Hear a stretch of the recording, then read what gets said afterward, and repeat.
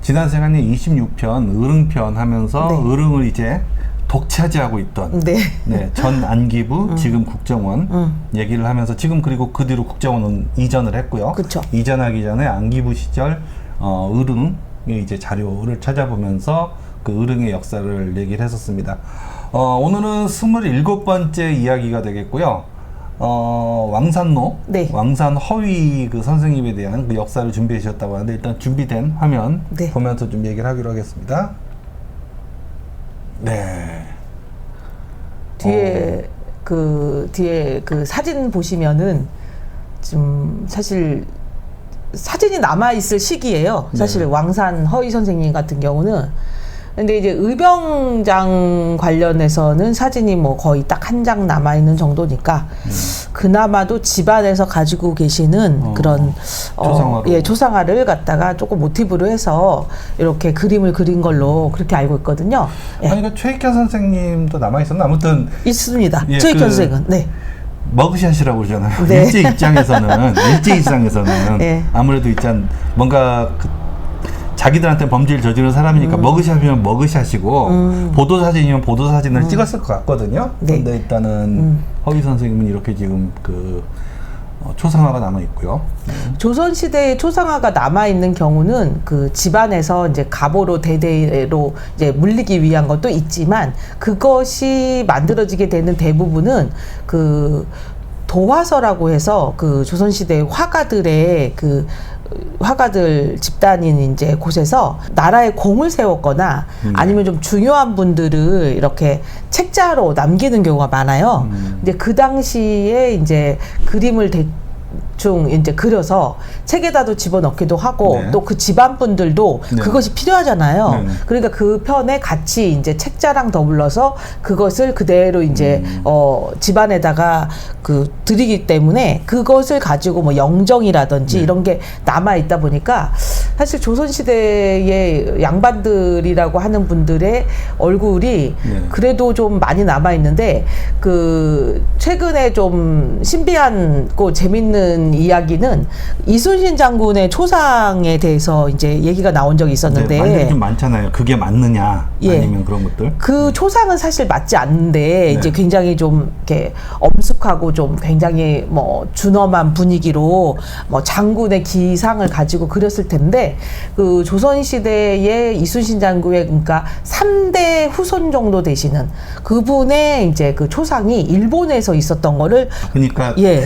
그 닮았을 테니까 네. 후손의 그 얼굴 초상을 기반으로 네. 그래서 오히려 반대로 역추적해서 이순신 장군의 모습하고 이렇게 다 다르겠다. 네. 이걸 갖다 이제 비교를 해보니까 지금 우리가 그려졌던 그림하고는 조금 많이 다르다. 그래서 사실 저희가 이순신 장군 동상하면은 저 박정희 전 대통령 시절에 그 이순신이라고 하는 사람을 뭔가 나라의 인물로 많이 좀 홍보하기 위해서 곳곳에 동상도 세우고 이러면서 이제 그 얼굴이나 모양새가 조금 자리를 잡혔다고 할 수 있는데 그런 면들이 이제 이 조선시대의 그 사실주의 인물화 화가들에 네. 의해서 조금씩 좀 변화된 모습들이 네. 이제 나오는 것 같습니다. 네.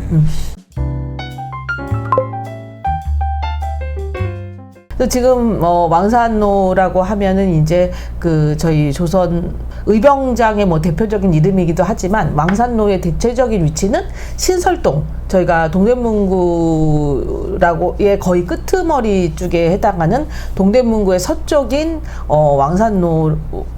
왕산이라고 하는 길의 끝이라면 이제 시작점은 시조사 삼거리니까 저희가 뭐 시조사 하면은 그 지금의 삼육병원 이제 지나서 회기동 그쯤 언저리가 이제 저희가 시조사라고 보통 불리는데 네. 거기서부터의 거리를 이제 왕산 허위에 호를 따서 네. 왕산로라고 부르게 되고 동대문구 입장에서 봤을 때는 이 왕산로가 굉장히 중요한 가장 중앙에 있는 허리와 같은 도로인 것 같아요.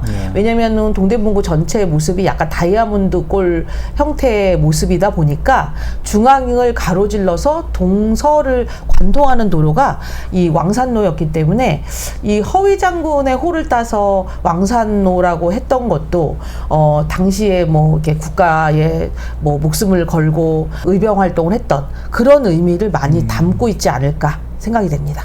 제가 의병장 허위 선생에 관련해서는 이제 사실 뭐 기록이 많지 않다 보니까 이제 의병박물관, 저희가 밀양이라든지 아니면 이제 경상도 쪽에 주로 의병박물관들이 조금 모여 있어요. 네. 그래서 그쪽에 있는 이제 허위 선생의 이제 상을 좀 중심으로 할 수밖에 없는데 지금 아까 사진에서 보신 거와 똑같이 아마 사진은 비슷한 모습이지 않을까. 그리고 이제 대나무 지팡이를 짊어지고 손에는 이제 종이를 들고 워낙에 이제 허위 선생은 이제 양반이셨기 때문에 뭔가 의지를 갖고 다 같이 뭘 하자라고 하는 거를 본인이 이제 글로 써서 이렇게 뭐 통문을 돌리기도 했고 뭐 이랬기 때문에 그 모습을 형상화했던 것으로 생각이 되고요.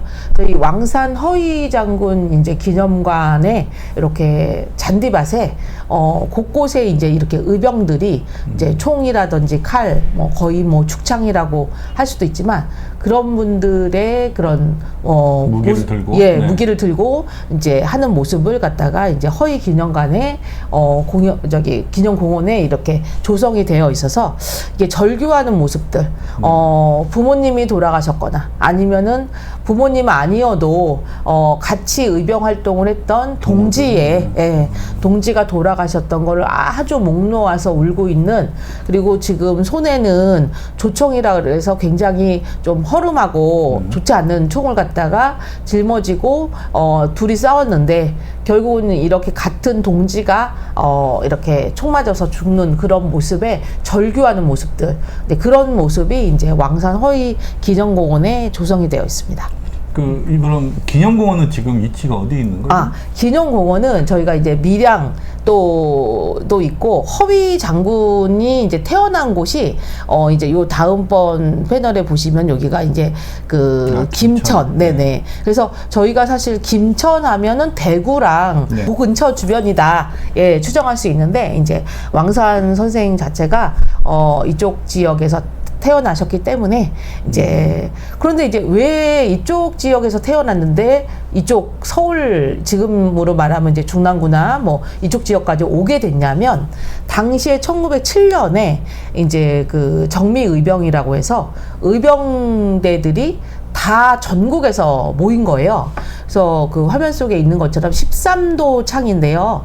그 당시 그 고종 황제가 황제의 나라로 선포했을 당시에 조선 제국이 대한 제국이 보통 8도를 알고 있잖아요. 네, 그 시기는 이제 황제의 나라였기 때문에 조금은 18도에서 조금 더 이렇게 세밀하게 잘라지면서 그곳이 13도였어요. 그래서 13도에서 창의한 군인들이 이제 다 모였는데 그 위치가 대략 망우리, 지금으로 말하면 이제 이하 미디어고나 아니면 동원초등학교 그 언저리 주변에서 이제 집결을 해서 이제 서울이라고 하는 우리 동대문으로 진격하려고 했었었는데 당시에 의병장이었던 이인영이라고 하는 분이 부모님이 그러니까 아버지께서 돌아가셨어요. 네, 마침 그때 상을 당하셨죠. 네, 그래서 이제 3만 명이 모였던 그 군대들이 이제 많이 해산이 돼서 남은 군인들은 대략 300명 정도. 그래서 그 의병장이로 이제 허위는 추대가 되고 서울을 탈환해야 되겠다라는 생각에 1908년 2월에 모든 사람들을 이끌고 이제 동대문으로 가야 되겠다 해서 진격했던 사이에 다 죽게 되죠. 예. 그래서 허위 장군 같은 경우는 이제 아시다시피 그 서대문 형무소에서 순국을 하시게 돼요. 그래서 그 해에 돌아가시게 되는데 그 허위 장군의 이제 동상과 더불어서 이 스스로 국가를 갖다가 잃어버리면 이 백성들에 대한 치욕을 내가 어떻게 살겠냐. 그리고 이런 불충, 그러니까 나라를 지키지 못한 불충은 참 힘들 것이다, 이런 얘기를 허위 장군은 하셨어요.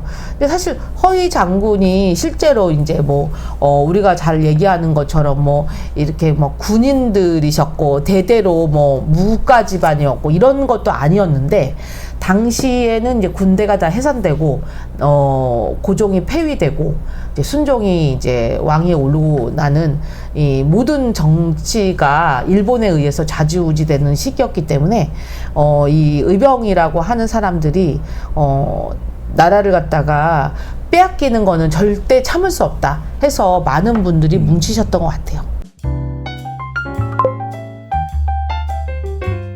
그 의병이라고 하는 사람들이 의를 가지고 모인 개개인이잖아요. 뭐 이렇게 뭐 군인들 단체로 네. 오는 그런 경우도 뭐 있긴 하겠지만, 그런데 이 의병들이 모였다는 것 자체가 당시의 조선의 상황이 너무 어려웠기도 했지만, 이 어려운 곳을 타개하기 위해서 뭐 나라를 지키는 일 자체가 군인들이 하는 일이지 일반 뭐 백성들이나 아니면 노비라든지 이런 분들이 사실 하는 일은 아니라고 생각했을 상황이었는데, 이제 스스로 이렇게 전국에서 뭉친 거죠.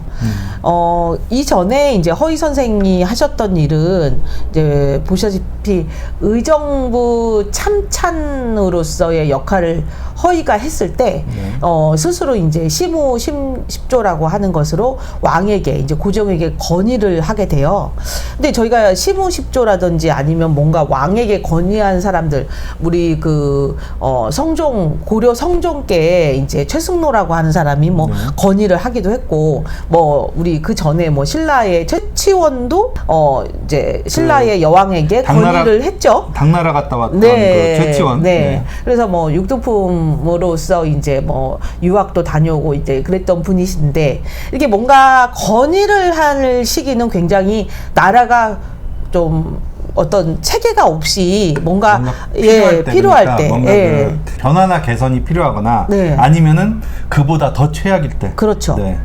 지금 1904년이면은 이제 우리가 잘 알다시피 러일 전쟁이 일어났었던 해이고, 러일 전쟁에서 안타깝게도 또 일본이 이기는 우리나라 땅에서 두 나라의 전쟁이 있는 아주 안타까운 상황이 벌어지게 되는, 이제 그러면서 이 분이 이제 건의했던 거 한번 하나씩 되짚어 보면요, 학교를 세우자 뭐 이런 얘기가 있어요. 근데 당시에 저기 고종 황제에 의해서 뭐 우리가 잘 알고 있는 뭐 배지학당이라든지 이런 학교들이 많이 있기는 있는데, 그게 지금처럼 경기도 서울에 또 너무 집중되어 있고 지방 같은 데는 또 없습니다. 그래서 인재를 기른다는 말이 너무 중요한 얘기인 것 같고, 또 하나는 이제 군정을 닦아서 불시의 변에 대비하자. 이제 이거 이미 나라가 조금 어려워진다는 상황을 이미 대비했던 것 같고요.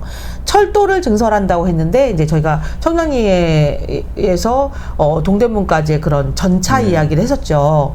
그러다 보니까 그거는 이제 아마 대한제국에서 했었던데, 연탄이라는 거를 이제 사용하게 돼요. 이거를 보여서는 이제 산림을 보호하자. 그러니까 나무를 다 잘라서 그렇죠. 이게 불을 떼다 보니까 연탄을 쓰자. 뭐 이런 내용이 있고요. 그래서 이렇게 누에치는 일 그런 것도 뿐만 아니라 가축도 이제 기르자. 또 하나는 노비를 해방하고 적설을 구별하지 말 것. 사실은 이제 갑오개혁 때 이미 노비가 해방이 됐던 신분제가 이제 어떻게 보면 없어졌다고 얘기하지만, 그 시기는 그대로 지속이 돼요. 그래서 그런 것들에 대해서 구별받지 말자. 그래서 10가지의 이런 건의를 했었어요. 그래서 사실 요거 자세히 들여다보면, 이거에 대해서 뭐 또 집회 뭐라든지 이런 거를 자세히 들여다보면 고종이 개혁을 하려고 했었던 그런 의지들이 여기 또 같이 심어져 있는데,